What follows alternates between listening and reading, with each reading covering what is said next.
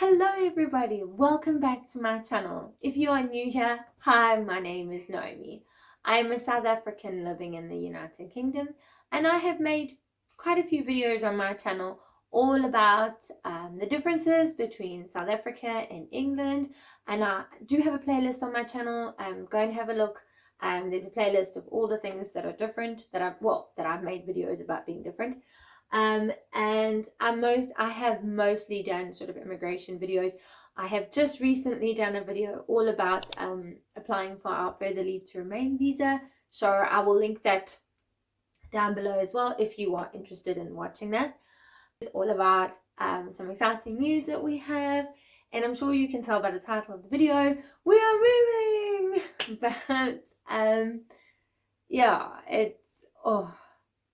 you always think it's a good idea until you start to pack and get ready and look at the list of things that are awaiting you. But yeah, so we are moving. I'm obviously not going to say for privacy reasons where we're moving to, but we are moving from the county of Kent to the county of Suffolk. To certain details, which I'm not going to get into because it's private. We'll be moving closer to my sister, who also lives in Suffolk. I thought that maybe a video about moving, whether you are moving from street to street, town to town, in the same town, or county to county, might be helpful. So from the intro, you can see that things have changed a little bit. The background has changed and my hair color has changed. I will be doing an upcoming video. This video will be all about our move and how things happened for us. But let's get back to today's video, all about the fact that we are moving. So let's get on with today's videos, and how I'm going to do it is I'm going to go step by step. So step 1, step 2, let's get on with the video. Step 1, finding the city, the town, or the village where you want to relocate to. For example, we were living in quite a big city in Kent, and as much as we liked it, we wanted to move away from there. So I think I did mention that we moved to the county of Suffolk. I'm not going to say where, just for privacy reasons. We moved to Suffolk, and I can tell you that since getting here, we have learned a lot about the county of Suffolk, and we are very happy to be living in our new town. Where you want to go, you have to look at the places where you're going. My suggestion is maybe take a couple of road trips around, go and see where you want to go and have a look at the houses in the areas, go and have a look at the schools in the areas, do a lot of research on Google. Make sure that before you do this big step, you are aware of the things that you need to be aware of. For example, the town, I think I mentioned in my intro, the town that we moved to is where my sister lives. So we had been there many times in the past. We had had a look around. We knew the area. We knew there were good schools in the area. We knew that at the time Martin would be able to drive from here to wherever he needs to drive for his job. So yes, where we've moved to, we did research before we just moved. The other thing that you need to remember is when you are picking a town, etc., city, village, whatever, you need to make sure that you check things like rental prices, food prices, petrol prices, things like that, because yes, they do change around the country. So make sure to just check things like that as well. Step number 2, if you or yourself need to find a new job, or someone in your family needs to find a new job, you need to start looking for a new job before you moved to where you're going to be living. So originally Casey was looking for a new job because she needed to obviously start around the 1st of September. Now, since then there have been some changes, and Casey is not coming with us. So it wasn't really an issue, but just to remember that if you are moving, and if you yourself or someone in your house is wanting to get a new job, you would need to look at when you are moving into the new house and when your start date would be. And obviously, just remember that when you are looking for a new job and when you are looking at the location of your new house and the location of your new job, should you get that job, just remember you need to take into consideration travel time, trains, buses, if you're going to be driving or riding your bicycle or whatever you're going to be doing, you need to just remember to take all those things into consideration. Hannah has now had to start looking for a job. She has actually gone up already and is living in the new town where we're going to be living, and she is looking for a new job because she resigned from her job here in the town that we live, and her college course is finished and complete, and she is now no longer a college student. So she will need to actually find herself a job with a bit more working hours, and it doesn't need to be part-time anymore. It can be a full-time job. So just remember to look to all those things before you decide on a job. Look at all your situation. So our situation was that Martin didn't need a new job. His job is going with him. Casey was going to need a new job, but she is no longer moving with us. Hannah now can get herself a full-time job because she is no longer a student, and she no longer has her job that she had when she lived in this town. So, and I'm going to be looking for a job in time. Just while we're moving and getting settled, I will still be a stay-at-home mom for the interim. Step number 3, finding a new school for your school-age children. This was a big learning curve for me. If you have watched my different series, you know that I did a video all about the differences between schools here in the UK and South Africa. I can tell you that sometimes, not always because I haven't lived in other counties, but there were some differences between Kent and Suffolk. So yes, this was a learning curve for myself, and the process was fairly simple. Suffolk County Council, so you would need to contact whichever council you are going to. So for example, if you're staying in your county, but you're just moving towns, I would still contact the county council so that you can be aware how things work in that town. I will link the video about schools down in the description below, just so that you can go and have a look. If you have children of school age and you'd like to have a look at the video, it is a bit of a long video, but there is a lot that I chat about in that video. The time of the year that we decided to move, we were going to be able to start Leah in her new school year, which starts in September, into her new school. So she would start year 5 in her new school. So I contacted the council. Very nice lady spoke to me. She was exceptionally helpful. She forwarded the forms that I needed to fill in.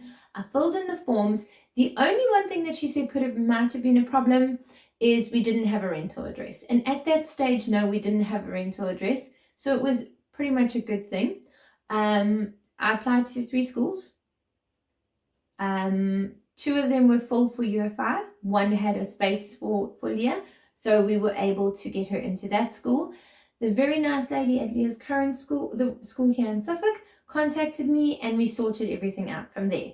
So just remember, if you are moving from county to county, or if you're moving town to town in the same county, I would still suggest that you contact the council and find out how they go about doing it, and find out what forms, what schools, etc. And if I can give you a little bit of advice, try and have a rental before, so that helps them, because on all the forms I had to put our Kent address, which didn't really help. But if you can do it, if you can't, just explain your situation to the person that you speak to at the county council of whichever county you're moving to. They are very friendly, they are very helpful, and they will always try their best to help you with. Small thing, as a parent, I'm pretty sure that you're aware of this, but your gut instinct and your first impression are normally very important. And when I contacted her school, you know, once the admissions lady contacted me and we were talking, how she came across and how the school's website came across was very, it was excellent. It was good. Their Ofsted rating is good, but it spoke to me, and she has been so happy at this new school. So I can say to you that as a parent, just remember, you know, follow your gut, and first impressions are quite important. Step number 4, finding a house. I did mention earlier that I will be doing a video all about how the move went, etc. This part here, finding a house, just remember this section of the video. So what happened is we contacted all the agents in the area that we wanted to move to. Of course, there is Rightmove. You can use Rightmove, and I think it's Zoopla as well. You can register on those websites to get pings, notifications every time a house that you are looking for, and within your budget. comes up, we also did, of course, contact the agents. And as it would happen, a place when we got notified about a place, we loved it. And I'm just going to leave it there because that is where the next video is going to sort of start from. The other video that I'm going to make about our move. And we loved the house, we paid a holding deposit, etc. And yeah, that's basically what you need to do, is you need to make sure that the house that you want to move into has everything that you need. So for example, if you need 2 bathrooms, it's got 2 bathrooms. If you need an office to work from home, it's got an office to work from home. To give the agents all your details, emails, phone numbers, etc. And like I say, if you are on Rightmove or Zoopla and you get notifications, check them straight away. Of course, I have made a video all about renting in the UK. It's in my different series. I will also link that down below. Just remember, rentals go very quickly in the UK. Yes, make contact as soon as possible. And of course, just remember that you need to look at your new house and be comfortable there. Also, if you live quite far, like we lived, like I said, we were living in Kent, we moved to Suffolk, so that is quite far, approximately 2-hour road trip some days. And so we had to make sure that when we were viewing houses, we had to set up a time and a date that was convenient for us and for the agent. So just remember things like that as well. Step number 5, packing and moving vans. Or moving yourself. What can I say about this one? This one is, okay, so everything has, everything is moving along. You have a job for yourself, you have a school for your child, you have a rental, and now it's time to start doing your packing and getting moving vans, etc. And you have now, it's moving days coming and you are busy getting ready to do all those kind of things. So it is up to you. Do you want to use a moving company? Which we did not. We found that their quotes were extremely expensive. And yes, I know we moved from Kent to Suffolk. So yes, that is probably one of the reasons. But we just found that they were quite expensive.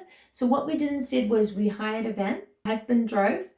And my husband was, when you hire a van, you have to have your license, etc. Then you have to do the insurance and all that. So my husband made sure to do all of those things, and he drove the moving van.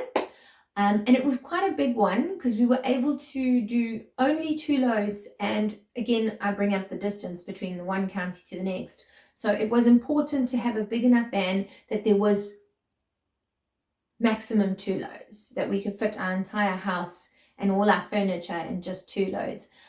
Because if you think about that, 2 hours there, 2 hours back, 2 hours there, 2 hours back, that's approximately 8 hours of driving in a day. So we had to make sure that everything was done in 2 loads.